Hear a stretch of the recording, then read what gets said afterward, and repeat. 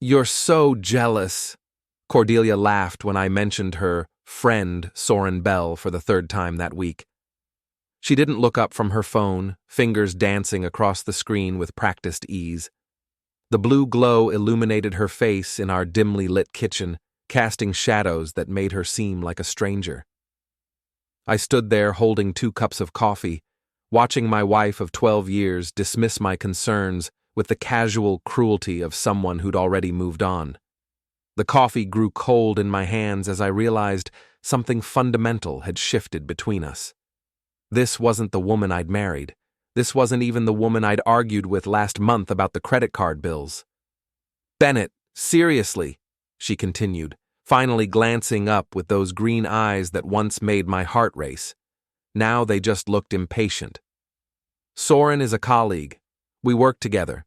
Just because you don't understand professional relationships doesn't mean there's something inappropriate happening. Professional relationships. That's what she called the late-night texts that made her smile in ways I hadn't seen in months. Professional relationships explained why she suddenly cared about her appearance again, why she'd bought new lingerie I'd never seen her wear, why she hummed in the shower like she had a secret.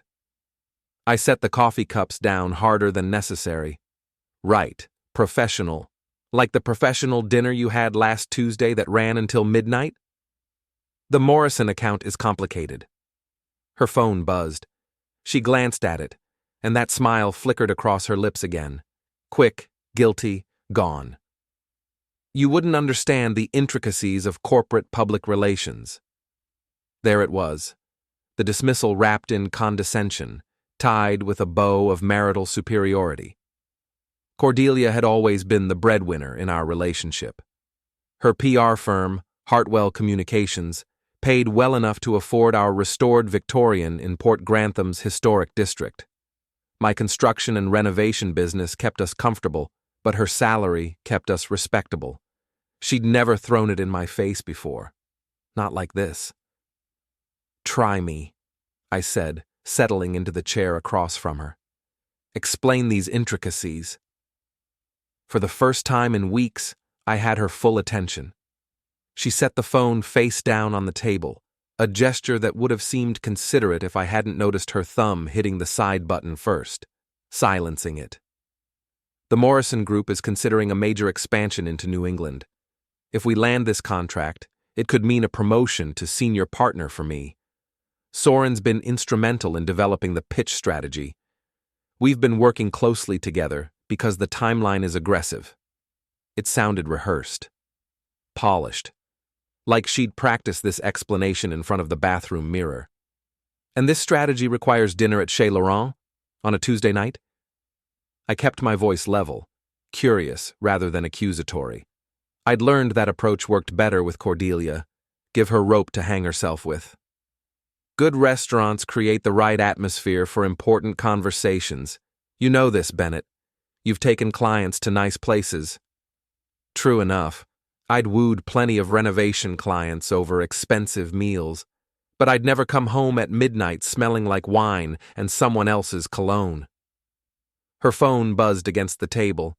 She glanced at it reflexively, then caught herself, but not before I saw the name on the screen. Soren. Speak of the devil, I said mildly. It's probably about tomorrow's presentation. She didn't pick up the phone.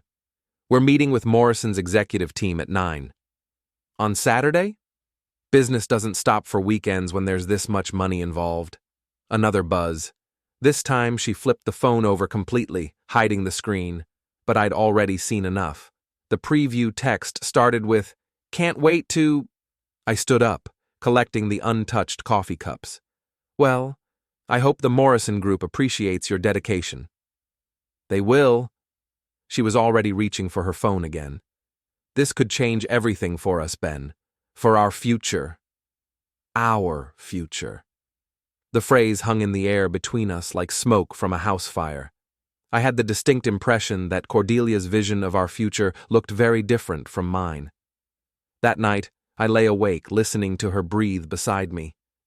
She'd fallen asleep quickly, the way people do when they're not wrestling with uncomfortable truths.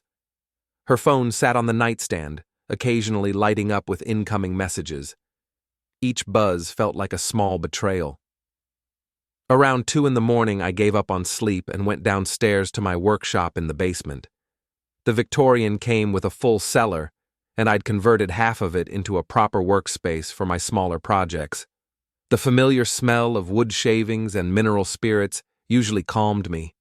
Tonight, it just reminded me of all the hours I'd spent down here while Cordelia was upstairs, apparently building a relationship with someone else. I pulled out my laptop and did what any suspicious husband in the digital age would do. I started researching Soren Bell. LinkedIn showed me a polished professional headshot of a man in his early 40s with the kind of confident smile that suggested he'd never been told no. Vice President of Sales at Morrison Group, Harvard MBA, divorced 3 years ago, no children mentioned. His Facebook profile was mostly private, but his profile picture showed him leaning against a classic red Mustang convertible, sunglasses reflecting what looked like a marina. Expensive watch, expensive car, expensive smile. I clicked through to the Morrison Group's website and found their press releases. Sure enough, they were expanding into New England. The timeline was aggressive, just like Cordelia had said. But the point person for public relations wasn't listed as Soren Bell. It was someone named Patricia Hoffman, Senior Vice President of Communications. Interesting. I spent another hour digging through public records, social media, and business filings. Soren Bell lived in Harbor Towers, the most expensive condo complex in Port Grantham. He drove the Mustang I'd seen in his photos, plus a BMW sedan registered the same year. His divorce settlement was a matter of public record, showing he'd kept most of his assets while his ex-wife relocated to California. The picture that emerged was of a man accustomed to getting what he wanted. Successful, confident, and recently single. Exactly the type who might see a married woman as an interesting challenge rather than a moral boundary. By the time I heard Cordelia's alarm go off upstairs, I'd made a decision. If my wife wanted to play games, I'd learn the rules, but I'd play to win. I made breakfast while she showered, scrambled eggs and toast arranged on her favorite plate. She came downstairs looking polished and professional in a navy dress I didn't recognize. "This is nice," she said, seeming genuinely surprised. "What's the occasion?" "No occasion. Just thought you might want a good breakfast before your big presentation." She smiled, and for a moment, I caught a glimpse of the woman I'd married. Warm, appreciative, present. Then her phone buzzed, and the moment evaporated. "I should get going," she said, taking only a few bites. "The traffic to Morrison's offices can be unpredictable." "Where are their offices again?" "Downtown. The Meridian building." She was already gathering her purse and keys. "I might be late tonight. If the presentation goes well, they'll probably want to celebrate." "With Soren?" She paused at the kitchen door. "With the team, Ben. The whole team." After she left, I sat at the kitchen table and finished my eggs while planning my next move. If Cordelia was lying about her relationship with Soren Bell, I needed proof. And if she was telling the truth, I needed to know that too. Either way, I was tired of being the punchline to her private joke. I called my foreman, Mick Donovan, and told him I'd be late to the job site. Mick had worked for me for 8 years and knew better than to ask too many questions when I sounded like I had personal business to handle. Then I drove to the Meridian building in downtown Port Grantham. The Morrison Group occupied floors 12 through 15 of the glass tower. I parked across the street and waited. If Cordelia was meeting with their executive team at 9, I should see her arrive soon. At 8:45, a red Mustang convertible pulled into the building's parking garage. 5 minutes later, I watched Soren Bell emerge from the elevator in the lobby, checking his watch and adjusting his tie. At 9:15, Cordelia still hadn't shown up. My phone buzzed with a text from her. "Presentation moved to lunch. Home by 6. I sat in my truck, staring at that message, feeling something cold and hard settle in my chest. She was lying, boldly, casually, completely. The marriage I'd been trying to save was already over. I just hadn't gotten the memo. But that was about to change. I spent the rest of that Saturday following my wife. It felt ridiculous at first, like something out of a bad television movie. But as the day progressed, it became clear that Cordelia had built an entire alternate reality around her relationship with Soren Bell, and I was apparently the only one not invited to participate. After leaving the Meridian building, I drove to Harbor Towers. The condo complex sat on a bluff overlooking Port Grantham's harbor, all glass and steel and expensive views. I parked at a coffee shop across the street and waited. At 10:30, Cordelia's silver BMW pulled into the visitor parking area. I watched her walk to the building's entrance, moving with the confident stride of someone who'd made this journey before. She didn't hesitate at the directory, didn't need to buzz for access. The doorman nodded like he recognized her. My hands gripped the steering wheel hard enough to leave marks. 3 hours later, she emerged looking relaxed and happy in a way I hadn't seen in months. Her hair was slightly mussed, her lipstick gone. She checked her reflection in her car window before getting behind the wheel. I followed her to Nordstrom, where she spent an hour shopping for clothes I'd probably never see her wear, then to a day spa for what appeared to be a full treatment package. She was building a timeline, creating evidence of a day spent on herself rather than with another man. By the time she headed home, I understood the scope of what I was dealing with. This wasn't a casual flirtation or an emotional affair that might burn itself out. Cordelia had constructed an elaborate deception, complete with alibis and cover stories. She'd been planning this for weeks, maybe months. The woman I'd married wouldn't have been capable of this level of betrayal, but the woman I'd married had apparently disappeared sometime in the last year, replaced by someone I didn't recognize. I got home first and was waiting in the kitchen when she walked in at 6:05. "How did the presentation go?" I asked. "Really well." She set down her shopping bags and gave me a quick kiss on the cheek. "I think we're going to get the contract. Soren was brilliant with their executive team." The lies came so easily now, smooth as silk, delivered with perfect eye contact and just the right amount of enthusiasm. If I hadn't spent the day watching her real schedule, I might have believed every word. "That's great, honey. I'm proud of you." She smiled and headed upstairs to change. I heard the shower start and took the opportunity to examine her shopping bags. New lingerie from Victoria's Secret. A dress that cost more than most people's car payments. Perfume I'd never smelled on her. When she came back downstairs, she was wearing old jeans and a sweater that had seen better days. The new clothes had vanished into whatever part of her closet she was keeping separate from our shared life. We ordered Chinese takeout and watched a movie, playing at being a normal married couple. She curled up next to me on the couch, her head on my shoulder, and for brief moments, I could almost pretend nothing had changed. But her phone kept buzzing. And each time it did, I felt her tense slightly before forcing herself to relax again. "Popular night," I commented after the 5th or 6th message. "Work group chat," she said, without looking at the screen. "Everyone's excited about landing Morrison." I nodded and kept watching the movie. But I was really watching her, cataloging the small changes I'd been too trusting to notice before, the way she angled her body away when texting, how she'd started charging her phone in the bathroom instead of on her nightstand, the new passwords on her laptop. Sunday morning brought the company gala invitation. "I almost forgot," Cordelia said over breakfast, sliding an elegant card across the table. "Hartwell's annual gala is next Saturday. Black tie plus one's welcome. You'll come, right?" I studied the invitation. Hartwell Communications' 10th anniversary celebration, to be held at the Port Grantham Country Club. Cocktails, dinner, dancing, the kind of event where Cordelia would want to show off her successful marriage to her colleagues, including Soren Bell. "Wouldn't miss it," I said. She looked relieved. "Good. I know these work events aren't really your thing, but it would mean a lot to have you there." It would mean a lot to have me there as a prop, I realized. The devoted husband, playing his role in her carefully constructed public image while she carried on her private relationship with Soren. But two could play that game. Actually, I'm looking forward to it, I said. It'll be nice to meet more of your colleagues, including this Soren you've been working with so closely.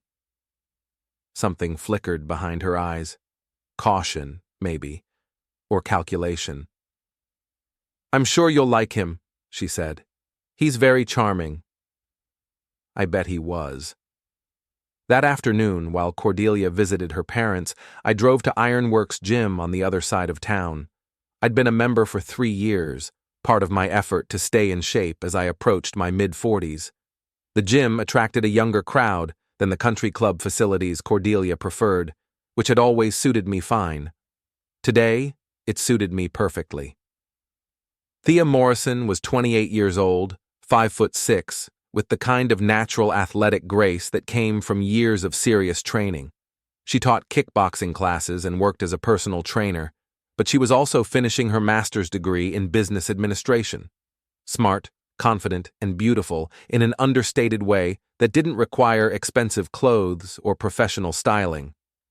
We'd been friendly for months, the kind of casual gym relationship built on spotted workouts and shared complaints about equipment hogs. But I'd always been careful to keep things appropriate. I was married, she was young enough to be my younger sister, and I'd never been the type to let my eyes wander. Today, I let them wander. "Hey, Bennett," she said, finishing a set of deadlifts that would have impressed most men twice her size. "How's the renovation business?" "Can't complain. Hey, can I ask you something?" She toweled off and gave me her full attention. "Sure. My wife's company is having their annual gala next weekend. Black tie, fancy dinner, the whole thing. I know this is probably presumptuous, but would you be interested in being my +1? I watched her process the question. Surprise, curiosity, and something that might have been amusement flickered across her features. "That's an interesting invitation," she said carefully. "What does your wife think about you bringing a date to her company party?" "She thinks I'm bringing a friend from the gym, which is exactly what I'd be doing." Thea studied my face for a long moment. She was smart enough to read between the lines, to understand that this request came with undercurrents I wasn't ready to explain fully. "Will there be good food?" she asked finally. "The best. Open bar too. And you just need someone to make conversation and look presentable in a cocktail dress? That's all." She smiled, and I realized I'd forgotten how refreshing honest communication could be. "Okay, Bennett. I'll be your +1. But if this turns into some kind of marital drama, you owe me a very expensive dinner by way of apology." Deal. We exchanged phone numbers, and I left the gym feeling lighter than I had in weeks. For the first time since discovering Cordelia's deception, I was taking action instead of just absorbing betrayal. The rest of the week passed in a strange state of suspended animation. Cordelia continued her routine of late texts, mysterious errands, and elaborate explanations for time that didn't add up. I continued pretending to believe her while quietly gathering information. I learned that Soren Bell had a standing reservation at Chez Laurent every Tuesday night, that his red Mustang was frequently parked in the lot behind Cordelia's office building during lunch hours, that he'd been divorced after his ex-wife discovered he'd been having an affair with a colleague. The pattern was depressingly predictable. On Friday evening, Cordelia spent an hour getting ready for what she claimed was a client dinner. She emerged from our bedroom looking stunning in a black dress I'd never seen before, her hair styled in a way that suggested professional attention. "Don't wait up," she said, kissing my cheek. "This could run late." "Have fun," I replied. After she left, I called Thea. "Change of plans," I said. "Want to grab dinner tonight? Consider it a preview for tomorrow's performance." "Performance?" "I'll explain over appetizers." We met at Salvatore's, a family-owned Italian place that served the best seafood in Port Grantham without the pretentious atmosphere of the restaurants Cordelia favored. Thea arrived in jeans and a sweater, Her hair pulled back in a simple ponytail, and she looked more genuinely beautiful than my wife had in her designer dress. Over dinner, I told her the truth. Not all of it, but enough to explain why I needed her help tomorrow night. So, your wife is having an affair with this Soren guy, and you want to show up at her company party with a younger woman to make her jealous? Thea summarized. That's the basic idea. And you think this will accomplish what exactly? I considered the question. What did I hope to accomplish? Public humiliation? A taste of her own medicine? The satisfaction of wiping that smug smile off Soren Bell's face? Honestly, I'm not sure yet. But I'm tired of being the only one in my marriage who doesn't know the rules of the game we're playing. Thea nodded slowly. Okay, I can work with that. But I have some conditions. Name them. First, I want to know exactly what you're hoping to achieve tomorrow night. Not just the general idea, but the specific outcome you're looking for. I want Cordelia to feel what I've been feeling for the past month. Uncertainty. Jealousy. The fear that she's losing something important. And Soren? I want him to understand that I'm not some clueless husband who's going to quietly step aside while he steals my wife. Fair enough. Second condition, if things get ugly tomorrow night, I'm out. I'm not interested in being part of a public scene. Understood. Third, you're buying me a new dress for this event. If I'm going to be your arm candy, I want to look the part. I smiled. Deal. We spent the rest of dinner planning our approach for the gala. Thea was surprisingly strategic, asking questions about Cordelia's colleagues and the office dynamics I'd observed. By the time we left the restaurant, I felt like I had an ally for the first time in weeks. Saturday evening, I picked up Thea at her apartment. She emerged wearing a midnight blue cocktail dress that was elegant without being flashy, her hair styled in loose waves that framed her face perfectly. She looked sophisticated, confident, and young enough to turn heads without trying. You clean up nice, I told her. You don't look bad yourself, she replied, adjusting my bow tie with practiced ease. As we drove to the country club, I felt a mixture of anticipation and nervousness that reminded me of my wedding day. Except this time, instead of promising to love and honor someone, I was preparing to show them exactly what they'd thrown away. The Port Grantham Country Club occupied a sprawling estate overlooking the harbor, its colonial architecture and manicured grounds representing old New England money at its most refined. Valets took our car while we joined the stream of well-dressed couples heading toward the ballroom. Remember, Thea said quietly as we approached the entrance, we're just friends having a nice evening. Let them draw their own conclusions. Got it. We stepped into the ballroom, and I immediately spotted Cordelia across the room. She was laughing at something one of her colleagues had said, wine glass in hand, looking relaxed and happy. Soren Bell stood beside her, close enough that their shoulders brushed when he leaned down to whisper something in her ear. They looked comfortable together, natural, like a couple. Then Cordelia's gaze swept across the room and landed on me. Her smile faltered as she took in the sight of Thea on my arm, processed what she was seeing, and tried to reconcile it with her expectations for the evening. I raised my hand in a small wave and started walking in her direction. The game had officially begun. Crossing that ballroom felt like walking through water. Every step brought us closer to Cordelia, and I could see her composure cracking with each passing second.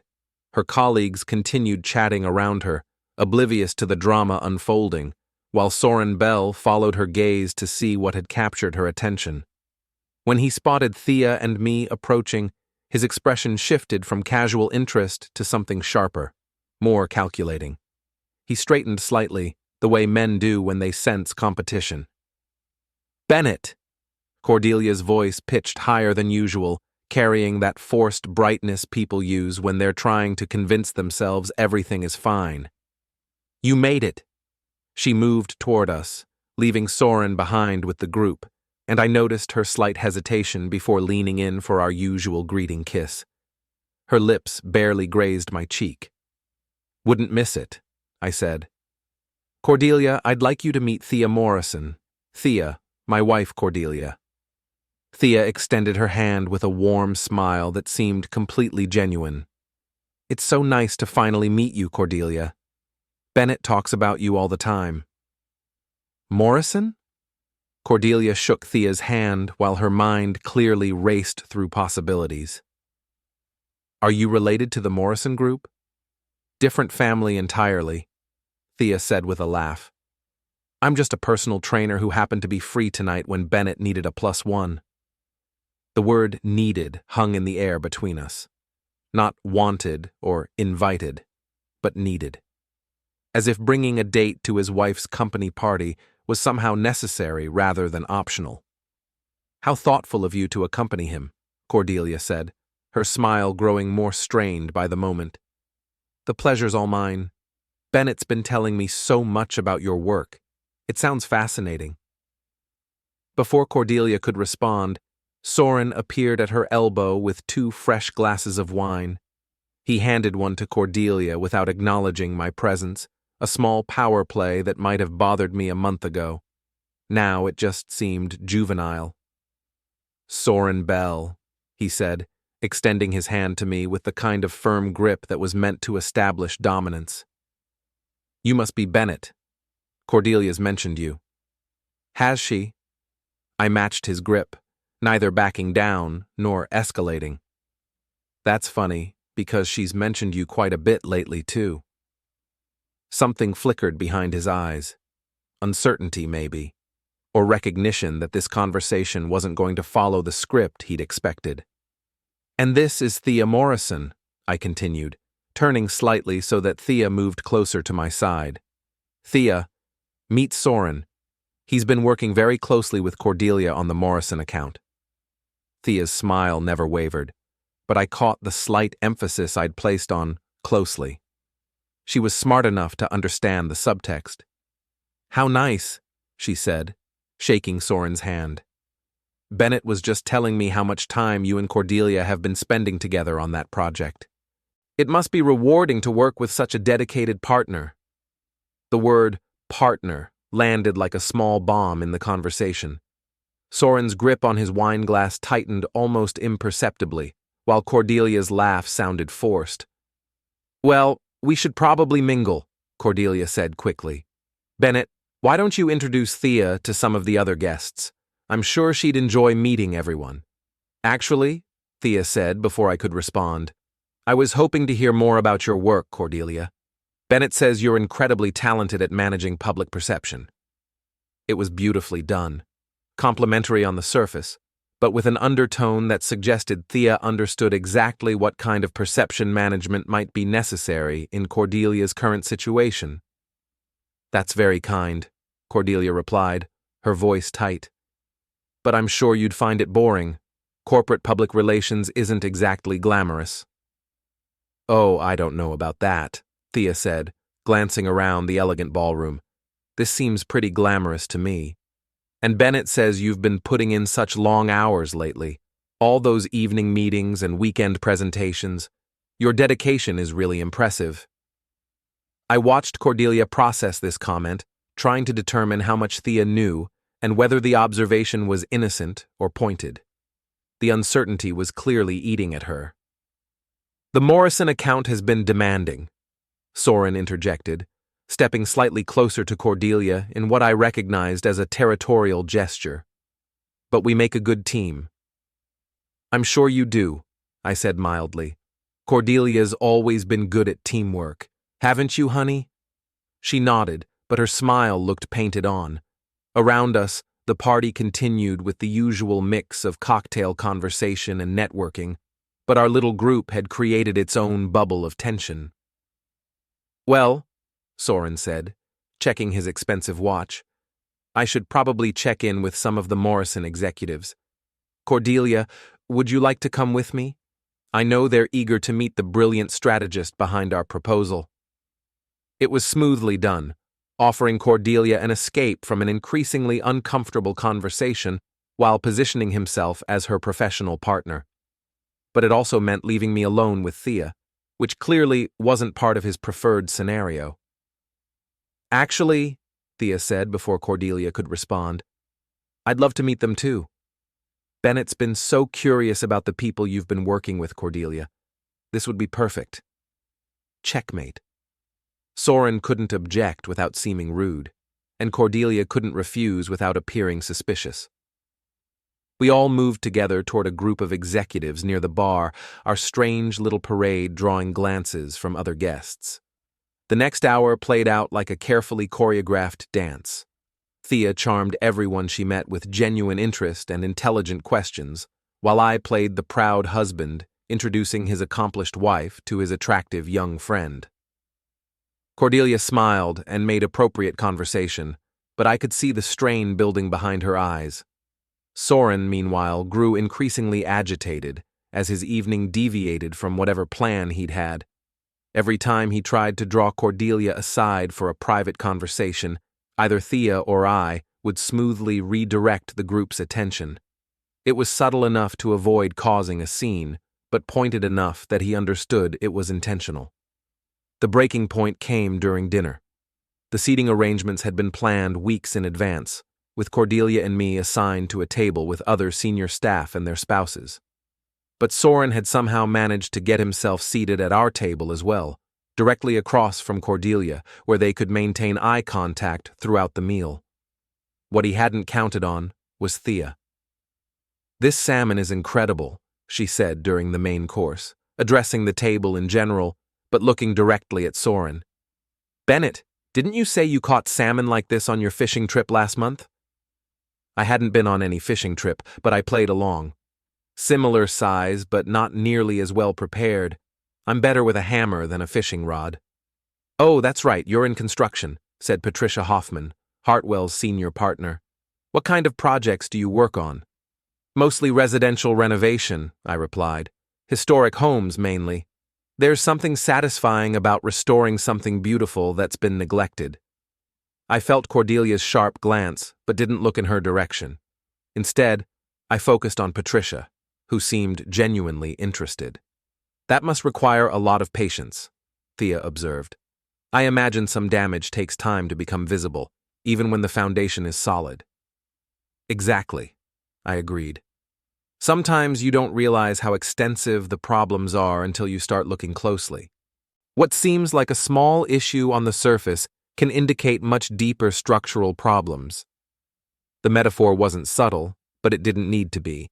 Around the table, conversations continued, but I could feel the tension radiating from Cordelia's side of the table. "Of course," I continued, "the key is deciding whether something is worth saving or if it's better to start fresh." "How do you make that determination?" Patricia asked. "Trust, mainly. If the foundation is compromised, if there's been damage to the core structure that can't be repaired, then sometimes the most honest thing to do is acknowledge that and move on." Cordelia's wine glass hit the table harder than necessary. "Bennett, I'm sure Patricia doesn't want to hear about construction problems during dinner." "Actually, I find it fascinating," Patricia said. "There are a lot of parallels between building renovation and business relationships. Both require solid foundations and honest communication." Soren had been growing more uncomfortable throughout this exchange, and now he tried to redirect the conversation. "Speaking of business relationships, Cordelia and I have some exciting news to share about the Morrison account." "Oh?" Patricia leaned forward with interest. "We've been invited to present our expansion strategy to their board of directors next month, in Boston." This was news to me, and judging by Patricia's surprised expression, it was news to her as well. "That's wonderful," Patricia said carefully. "When did this invitation come in?" "Just yesterday," Cordelia said, speaking for the first time since her wine glass incident. "We wanted to wait until it was confirmed before mentioning it." I watched this exchange with growing interest. Either this was a legitimate business development that Cordelia had chosen not to share with me, or it was a cover story for a planned trip with Soren. Given everything else I'd discovered, I was leaning toward the latter. "Boston's a beautiful city," Thea said conversationally. Are you planning to stay over or just go up for the day? We'll probably need to stay overnight, Soren replied. The presentation is scheduled for late afternoon, and the drive back would be pretty long after a full day. How exciting, Thea said, with apparent enthusiasm. Bennett, didn't you mention that you might have some business in Boston soon too? I hadn't mentioned any such thing, but I nodded along. Potentially. There's a historic brownstone project I've been consulting on. The timing might work out perfectly. The look Cordelia shot me could have melted steel. This was clearly not how she'd envisioned her Boston trip with Soren unfolding. What a coincidence, Patricia said, though I have to say, I'm a bit surprised by this development. I thought the Morrison group was still evaluating proposals from several firms. An uncomfortable silence settled over our section of the table. Soren's confident smile faltered slightly, while Cordelia reached for her wine glass again. The situation is still developing, Cordelia said carefully. Nothing's been finalized yet. Of course, Patricia nodded, but her expression suggested she'd be following up on this conversation in a more private setting. The rest of dinner passed without incident, but the dynamic at our table had shifted. Patricia was clearly reassessing some assumptions about the Morrison account, while Soren looked like a man whose carefully laid plans were unraveling in real time. As dessert was being served, Thea excused herself to visit the ladies' room. I watched Cordelia's eyes follow her across the ballroom, and I could practically see the wheels turning in her head. She seems lovely, Patricia commented. How long have you two been friends? A few months, I replied. We met at the gym. She's been incredibly supportive during a difficult time. Difficult time? Patricia's eyebrows rose slightly. I glanced at Cordelia, who was listening to this conversation with obvious alarm. Just some personal challenges. Nothing that can't be worked through with the right approach. When Thea returned from the ladies' room, she was accompanied by two other women I recognized as Cordelia's colleagues. They were chatting animatedly, and I caught fragments of conversation about fitness routines and work-life balance. Thea was just telling us about her kickboxing classes, said Jennifer Walsh from Hartwell's creative department. I've been looking for a new workout routine. You should definitely try it, Thea said, settling back into her chair. There's something really empowering about learning to defend yourself. You never know when you might need to fight for something important. Another perfectly delivered line that could be taken as innocent fitness advice or something more pointed depending on your perspective. As the evening wound down and people began making their departure preparations, Soren made one final attempt to salvage his plans. Cordelia, he said, moving to her side as we all stood to leave. I wanted to discuss some details about the Boston presentation. Could we talk privately for a few minutes? Before Cordelia could respond, Thea appeared at my elbow. Bennett, would you mind giving me a ride home? I came with a friend, but she's not feeling well and left early. Of course, I said, then turned to Cordelia. Honey, are you ready to go, or do you need a few more minutes? The choice was implicit but clear. Come home with your husband, or stay here and have your private conversation with Soren in front of everyone who was now watching this little drama unfold. I'm ready, Cordelia said, her smile brittle. Soren, we can discuss the Boston details on Monday. As we walked to the valet station, I could feel the tension radiating from Cordelia in waves. She hadn't said a word since leaving the ballroom, but her silence spoke volumes. The valet brought our car around, and I helped Thea into the passenger seat before opening Cordelia's door for her. She slid into the back seat without meeting my eyes. Thank you for a lovely evening, Thea said as we pulled away from the country club. I had such a nice time meeting everyone. Everyone seemed to enjoy meeting you too, I replied, catching Cordelia's reflection in the rearview mirror. She was staring out the window, her jaw set in a hard line. When we reached Thea's apartment, she leaned over and kissed my cheek before getting out of the car. Call me, she said, loud enough for Cordelia to hear. I'd love to do this again sometime. As soon as Thea's door closed, Cordelia moved to the front passenger seat. What the hell was that? She demanded. I kept my eyes on the road. What was what? Don't play dumb, Bennett. That entire evening was some kind of performance. You brought that girl to humiliate me in front of my colleagues. I brought a friend to a company party because my wife suggested I should attend. If you felt humiliated, maybe you should examine why. She's half your age. She's 28, and she's intelligent, accomplished, and genuinely interested in what I have to say, which is more than I can say for some people. Cordelia fell silent for several blocks. When she spoke again, her voice was quieter, but no less angry. I know what you're trying to do, and it won't work. What am I trying to do? Make me jealous. Get back at me for some imagined slight. But you're embarrassing yourself, Bennett. Everyone could see through your little charade tonight. I pulled into our driveway and turned off the engine before responding. You're right about one thing, I said, turning to face her. I'm trying to make you jealous, because for the past month, I've watched you light up every time your phone buzzes with a message from Soren Bell. I've listened to you lie about where you're going and who you're seeing. I've pretended to believe your stories about late meetings and client dinners while you've been building a relationship with another man. Her face went pale in the dim light from our porch. So yes, I continued, I wanted you to feel what I've been feeling. I wanted you to wonder what I might be doing when I'm not with you. I wanted you to experience the uncertainty and jealousy that have been eating at me for weeks. Bennett, I'm not finished. My voice remained calm, but I could feel years of suppressed frustration finally finding their voice. You called me jealous when I asked about Soren. You laughed at my concerns. You made me feel like I was being paranoid and possessive for noticing that my wife was acting differently. I got out of the car and headed for the front door, leaving her to follow. But here's what I realized tonight, I said as I unlocked the door. Jealousy requires caring about someone who might leave, and I'm not sure I care anymore whether you leave or not. I walked into the house, leaving Cordelia standing in the driveway, and for the first time in months, I slept soundly through the night. Her phone never buzzed once. The silence in our house over the next few days felt like the calm before a hurricane.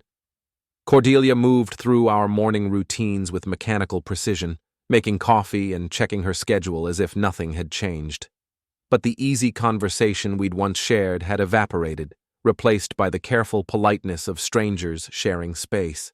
She left for work earlier than usual and came home later, though she no longer bothered with elaborate explanations for her absence.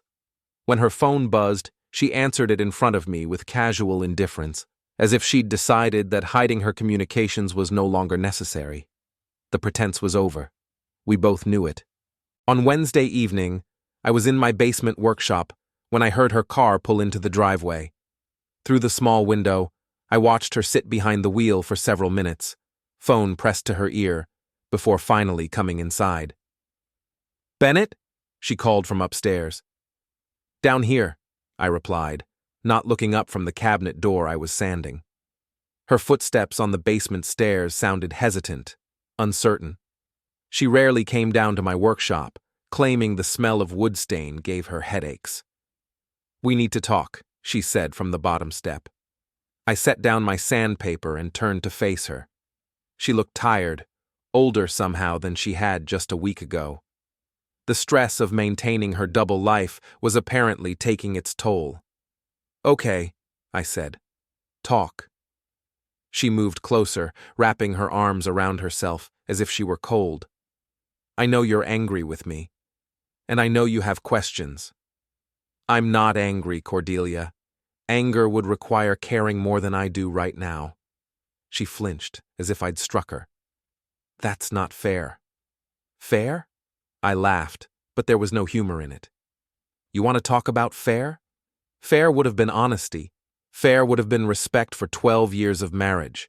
Fair would have been having the courage to end things with me before starting them with someone else. It's not what you think. It's exactly what I think. I stood up, moving to the workbench to create some distance between us. You're having an affair with Soren Bell. You've been lying to me for weeks, maybe months, You've built an entire alternate life that doesn't include me except as a convenient cover story. Her composure finally cracked. Fine, yes, I've been seeing Soren. But it's not some sordid affair, Bennett. We have a connection. We understand each other. A connection. I repeated the words as if tasting something bitter. Is that what you call it? You don't understand what it's like, she said, her voice rising. We work together. We share the same goals, the same ambitions. When I talk to him about my career, he gets excited about my success instead of feeling threatened by it. When have I ever been threatened by your success? You resent it. You always have. Every promotion, every new client, every opportunity that takes me away from this house and your comfortable little world. The accusation hit harder than I'd expected, not because it was entirely true, but because it contained enough truth to sting. So this is my fault? I asked. I drove you into another man's arms by not being sufficiently enthusiastic about your career? It's nobody's fault, she said, but her voice lacked conviction. These things just happen sometimes. People grow apart. They find connections with other people. People don't just find connections, Cordelia. They choose them. You chose to start texting with him late at night. You chose to have dinner with him at romantic restaurants. You chose to lie to me about where you were and who you were with. She turned away, unable to meet my eyes. I never meant for it to happen this way. How did you mean for it to happen? Were you planning to leave me for him? Or were you just going to keep both relationships going indefinitely? I don't know, she whispered. I haven't figured that out yet. The honesty was almost worse than the lies. At least the lies had suggested she cared enough about my feelings to try to protect them. Well, let me help you figure it out, I said. I'm not interested in sharing my wife with another man, so you can choose him, or you can choose me, but you can't have both. She turned back to face me, and I saw something in her expression that looked almost like relief. And if I choose him? Then you pack your things and move out. We file for divorce. We divide our assets and go our separate ways. Just like that? Just like that. She nodded slowly, as if she'd been expecting this ultimatum. And if I choose you? Then you end things with Soren immediately. Completely. You find a new job if necessary. You earn back my trust through actions, not words. And you accept that it's going to take a very long time for me to forgive you for what you've done to our marriage. Those are pretty harsh terms. Those are the only terms I'm offering. We stood there in my workshop, surrounded by the tools and projects that represented the life I'd built, while she was building something else entirely. The smell of wood shavings and mineral spirits that she claimed gave her headaches suddenly seemed like the most honest thing in the room. I need time to think, she said finally. How much time? A few days? Maybe a week? Fine. But while you're thinking, you sleep in the guest room. And I don't want to hear about any more late meetings or client dinners. If you're going to see him, be honest about it. She nodded and turned to go back upstairs. At the bottom step, she paused. Bennett, what you did at the gala, bringing that girl, Thea, was that just to hurt me? Or is there something real there? I considered the question. Does it matter? It matters to me. Right now, Thea is a friend who treated me with more respect and genuine interest in one evening than my wife has shown me in months. Beyond that, I haven't decided anything. She nodded again and climbed the stairs, leaving me alone with my projects and my thoughts. Over the next few days, our house felt like a demilitarized zone. We moved around each other carefully, maintaining the basic functions of shared living while avoiding any meaningful interaction. Cordelia kept her promise about honesty, informing me when she was meeting Soren for lunch or staying late to discuss our situation.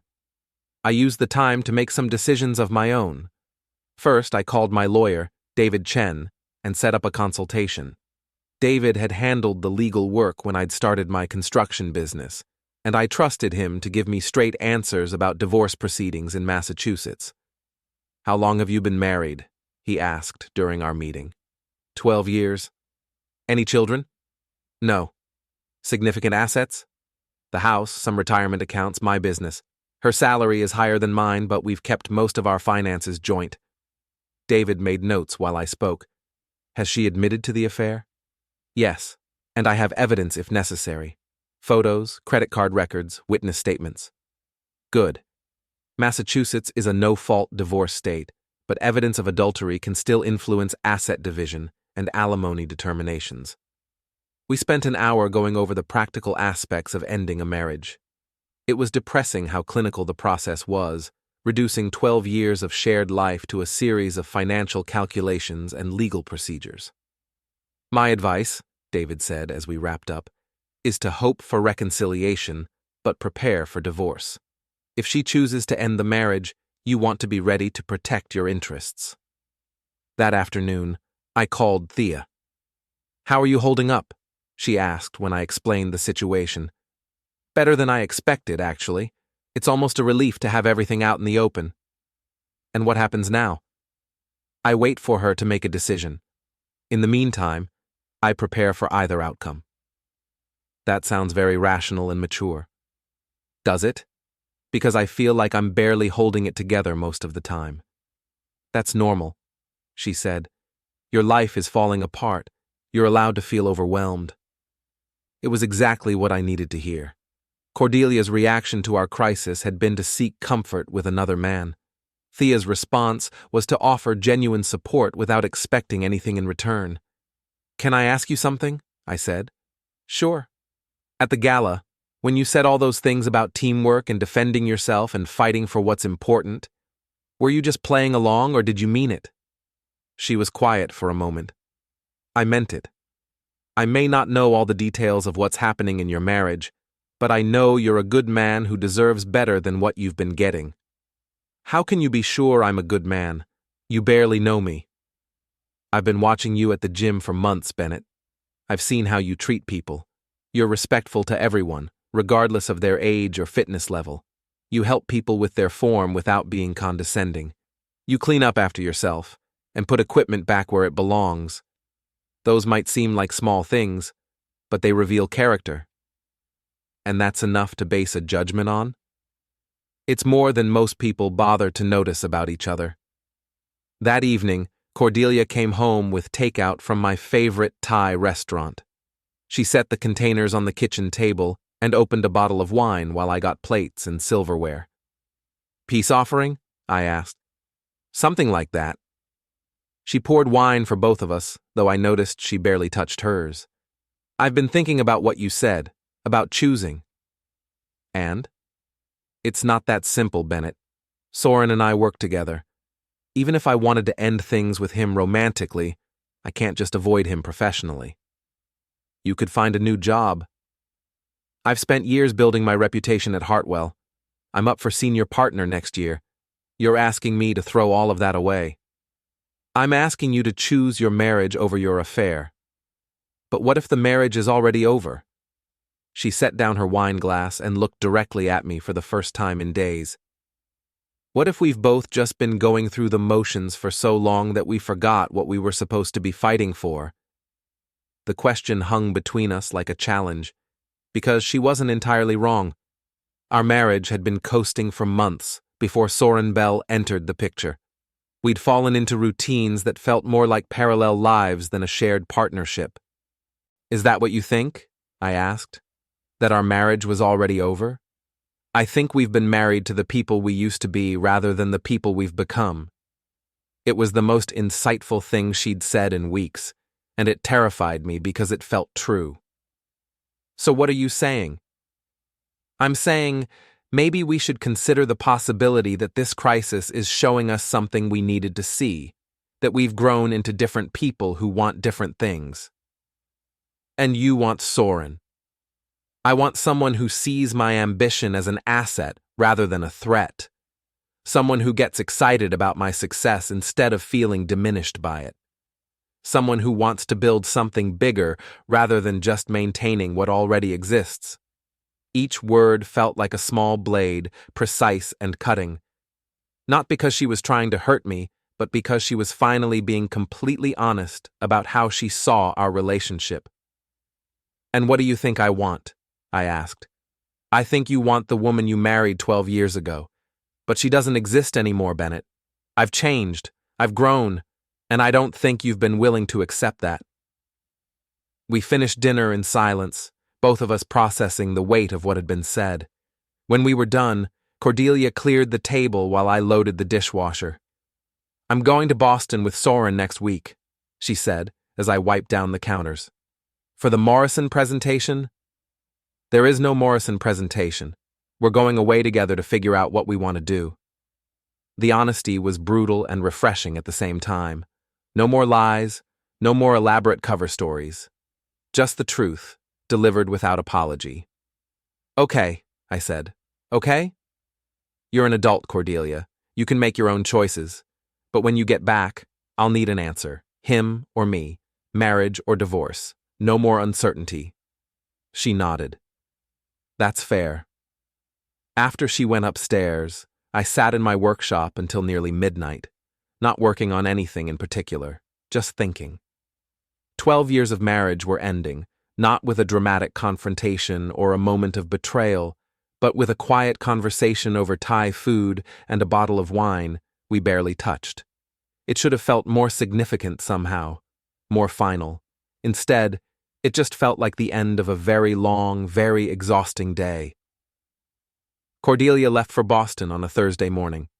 I watched from the kitchen window as she loaded her overnight bag into her car, moving with the careful efficiency of someone who'd made a decision but wasn't entirely comfortable with it yet.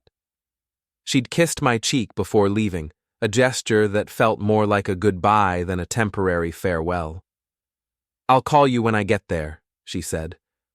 "Drive safely." After her car disappeared around the corner, I poured myself a second cup of coffee and considered my options. I could spend the next 2 days wallowing in self-pity, or I could take control of what happened next. I chose control. My first call was to Thea. "She's gone," I said when she answered. "How are you feeling?" Strangely relieved, like I've been holding my breath for weeks and can finally exhale. "That makes sense. Uncertainty is exhausting." "Can I ask you something?" "Always." "Would you like to have dinner tonight? Somewhere nice, not as part of any scheme or performance, just because I'd enjoy your company." She was quiet for a moment. "Are you sure that's a good idea? You're still married, Bennett, technically." "Technically, yes, but realistically, my marriage ended weeks ago. I just didn't want to admit it. And if Cordelia comes back and wants to work things out, then I'll deal with that when it happens. But right now, I'd like to have dinner with someone who actually wants to spend time with me." "Okay," she said, and I could hear the smile in her voice. "But I picked the restaurant, and you're buying." "Deal." That evening, Thea chose a small seafood place on the harbor that I'd never been to before. It was the kind of restaurant that locals knew about but tourists rarely discovered, with weathered wooden tables and the best lobster rolls on the coast. She arrived wearing a simple sundress and sandals, her hair pulled back in a ponytail. She looked young and relaxed, and completely comfortable in her own skin. "This is nice," I said as we settled into a corner table overlooking the water.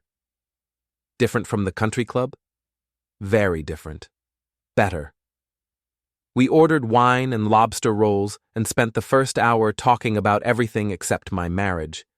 She told me about her graduate program, her plans to open her own fitness studio, her complicated relationship with her family in Vermont. I found myself laughing more than I had in months. "Can I ask you something personal?" she said as we shared a piece of key lime pie for dessert. "Sure." "When did you know your marriage was really over?" I considered the question while watching boats move across the harbor in the fading light. Probably the night I followed her to Soren's apartment building. Not because of what she was doing, but because of how I felt watching her walk in there. I expected to feel angry or hurt or betrayed. Instead, I just felt tired. Tired. Tired of pretending. Tired of making excuses for someone who'd stopped caring about my feelings. Tired of being married to someone who saw me as an obstacle to her happiness rather than a partner in building it. Thea nodded.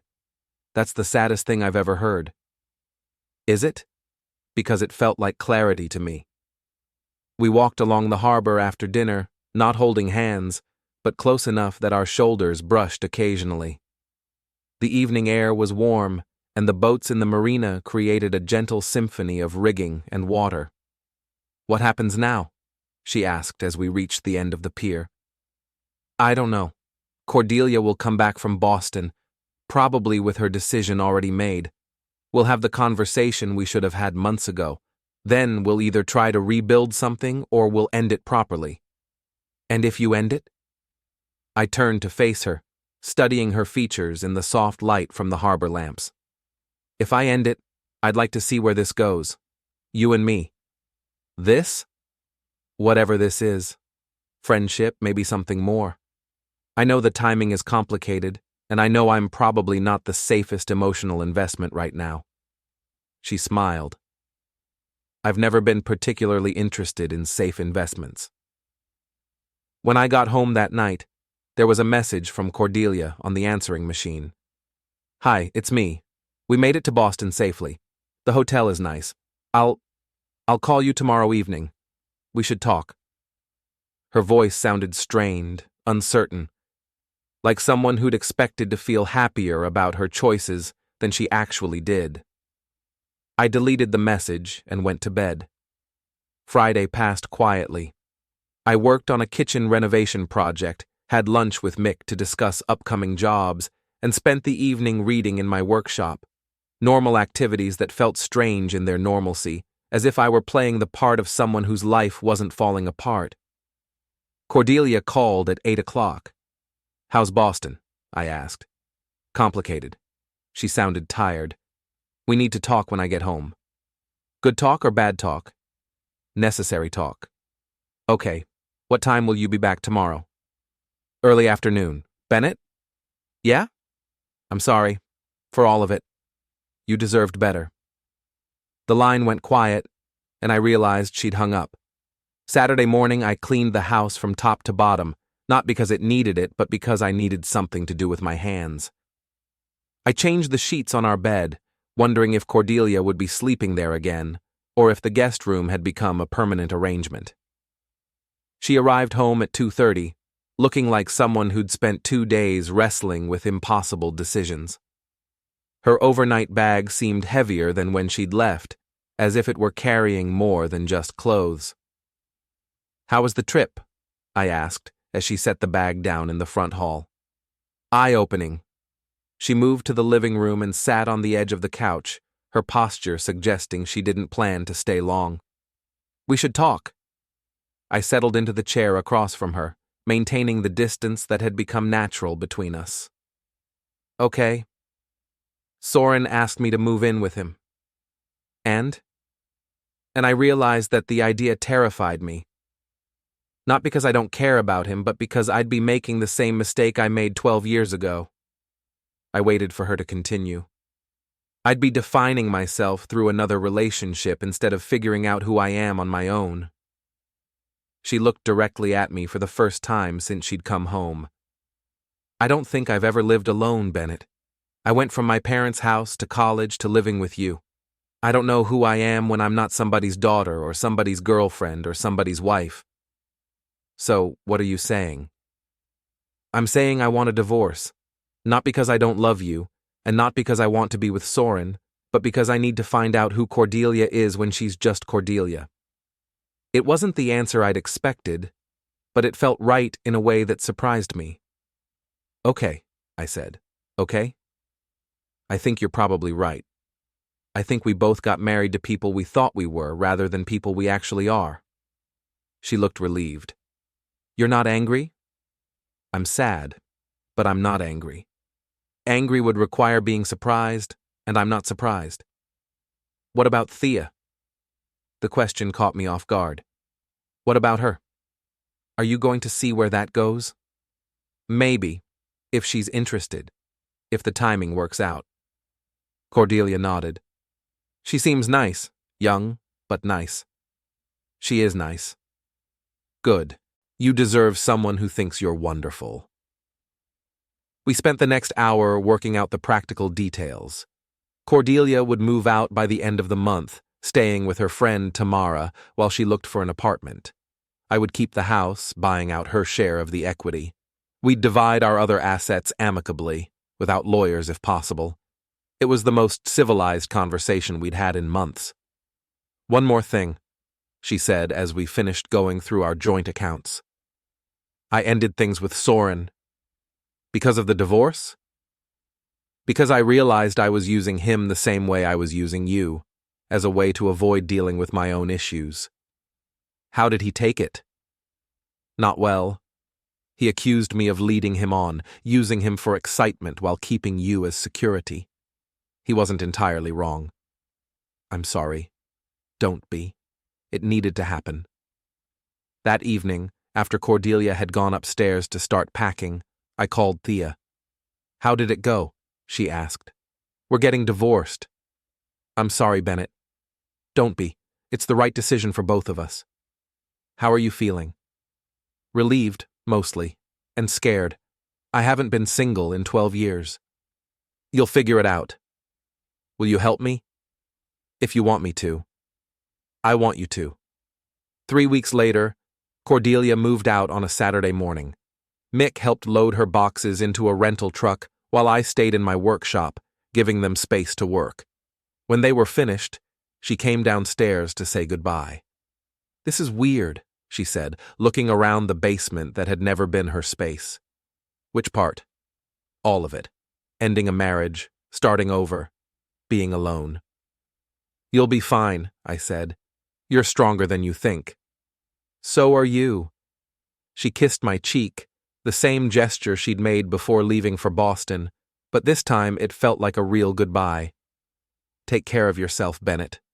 You too. After the truck pulled away, I sat in my empty house and tried to decide what to do next. The silence felt different now. Not oppressive, but full of possibility. I called Thea. Want to come over for dinner? I asked. I'm cooking. You cook? I'm learning.